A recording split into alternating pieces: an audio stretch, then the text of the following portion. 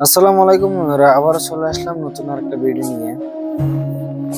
সেদিন রাত্রের সেই তুফানটা শুধু একটা ঝড় ছিল না, মনে হচ্ছিল সবকিছু কেড়ে নেওয়ার মতো একটা অভিশাপ। চোখের সামনেই তাদের ছোট্ট ঘরটা ভেঙে বলল, যেখানে ছিল মায়ের হাসি, বাবার কষ্ট আর হাজারটা স্বপ্ন।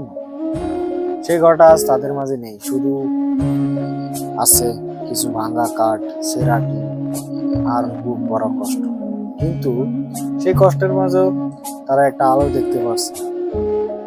কারণ দেখো, এই দৃশ্যটা দেখে আপনাদের কি মনে হচ্ছে? মানুষ এখনো মানুষের পাশে দাঁড়ায়, কেউ কিছু না বলেই সাহায্য করতে চলে এসেছে, কেউ নিজের কাজ ফেলে দৌড়ে চলে এসেছে, কেউ আর শুধু বলছে, ভয় পেয়ে না, আমরা তো আছি। এই কথাগুলোই যেন নতুন করে বাঁচার শক্তি দেয়। হয়তো ঘরটা ভেঙে গেছে, কিন্তু ভেঙে যায়নি তাদের আশা।